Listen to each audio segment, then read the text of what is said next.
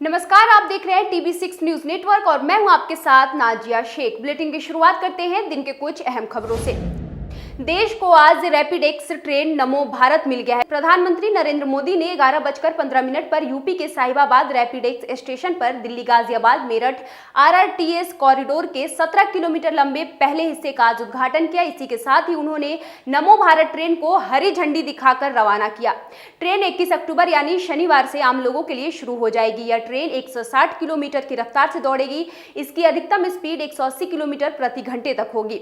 यह 17 किलोमीटर की दूरी को 12 मिनट में पूरी कर लेगी। रैपिडेक्स ट्रेन में अभी 20 रुपये से 100 रुपये तक किराया होगा। पहले चरण में कुल 5 स्टेशन साहिबाबाद, गाजियाबाद, गुलधर, दुहाई और दुहाई डिपो स्टेशन होंगे। हालांकि अब ये ट्रेन साहिबाबाद से दुहाई डिपो तक चलेगी। दुहाई से मेरठ तक नमो भारत ट्रेन भले ही 2025 में दौड़ना शुरू होगी। अब सवाल ये खड़ा होता है कि आखिर हमारे प्रधानमंत्री को इतनी जल्दी क्यों थी? क्या इसके पीछे कोई चुनावी लक्ष्य है या कोई चुनावी समीकरण है? टीएमसी सांसद महुआ मोइत्रा द्वारा भाजपा सांसद निशिकांत दुबे और सुप्रीम कोर्ट के वकील जय अनंत देहदराई के खिलाफ दायर किए गए मानहानि मामले पर शुक्रवार को दिल्ली हाईकोर्ट में सुनवाई हुई। इस दौरान वकील जय अनंत देहदराई ने आरोप लगाया कि महुआ मोइत्रा के वकील गोपाल शंकर नारायण ने गुरुवार को उनसे संपर्क कर मोइत्रा के खिलाफ दर्ज शिकायत को वापस लेने को कहा था। बता दें कि निशिकांत दुबे ने आरोप लगाया था कि टीएमसी सांसद महुआ मोइत्रा ने पैसे लेकर संसद में अडानी समूह से संबंधित सवाल पूछे। निठारी कांड का आरोपी मोनिंदर पंडेर लुक्सर जेल में रिहा हुआ। निठारी में D5 नंबर के पंडेर की कोठी के पास पुलिस तैनात किया गया। इसी साल जून में उसे गाजियाबाद की डासना जेल में लुक्सर लाया गया था। बीमार होने के चलते उसे आइसोलेशन वार्ड में रखा गया था। इलाहाबाद हाई कोर्ट ने निठारी नरसंहार में CBI कोर्ट में फांसी की सजा पाए सुरेंद्र कोहली और मोनिंदर सिंह पंडेर को दोषमुक्त करार दिया था। कोर्ट ने कहा पुलिस दोनों के खिलाफ आरोपी साबित करने में विफल रही। पंजाब विधानसभा का 2 दिवसीय सत्र आज से शुरू हो गया। इससे पहले ही सूबे की राजनीति गर्मा गई है। सत्र शुरू होने से एक दिन पहले गुरुवार को राज्यपाल बनवारी लाल पुरोहित ने 3 वित्त विधेयकों को सदन में पेश करने की अनुमति देने से इनकार कर दिया था।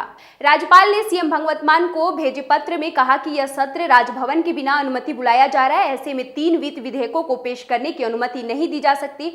राज्यपाल ने मुख्यमंत्री को चेतावनी देते हुए इसके बावजूद भी अवैध विधानसभा सत्र बुलाया गया तो वह इसकी रिपोर्ट राष्ट्रपति को भेजेंगे और उचित कार्रवाई पर विचार करने के लिए मजबूर होंगे।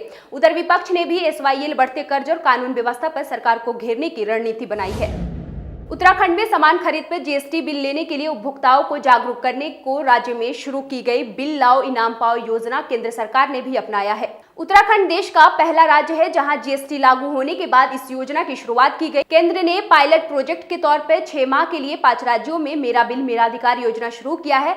वित्त मंत्री प्रेमचंद्र अग्रवाल ने बताया GST संग्रहण बढ़ाने और उपभोक्ताओं को सामान खरीद पर बिल को प्रोत्साहन करने के उद्देश्य से सरकार ने पिछले साल 1 सितंबर 2022 को बिल लाओ इनाम पाओ योजना शुरू की थी। बताया GST काउंसिलिंग की बैठक में राज्य की इस पहल को सराहा गया। साथ ही अन्य राज्य सरकारों से भी उत्तराखंड की तर्ज पर योजना संचालित करने का आह्वान किया था।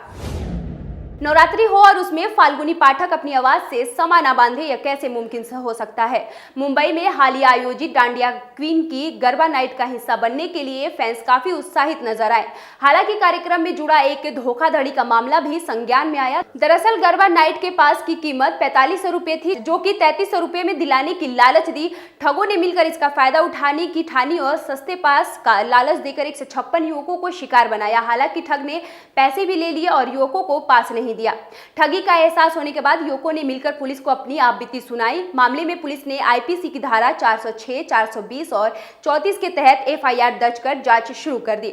इसी में अब पुलिस को बड़ी सफलता हासिल हुई है। ठगी के 4 आरोपियों को गिरफ्तार कर लिया गया है।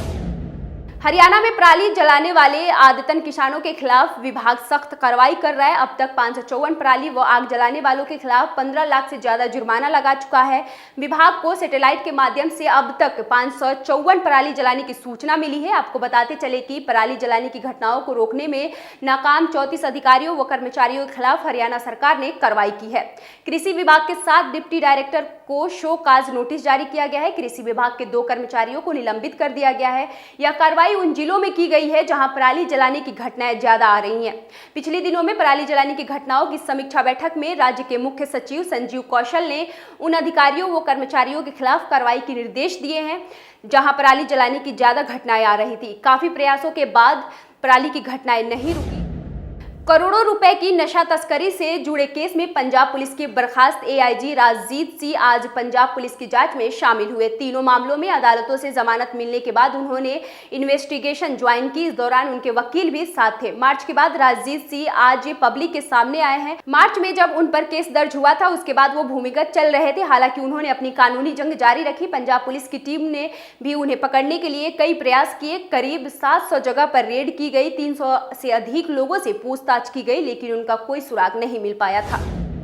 अभी के इस बुलेटिन में इतना ही। देश और दुनिया की और तमाम बड़ी खबरों को सबसे पहले देखने के लिए देखते रहें TV6 न्यूज नेटवर्क और वीडियो को लाइक, कमेंट, शेयर जरूर करें और हमारे चैनल को सब्सक्राइब करना न भूलें। धन्यवाद।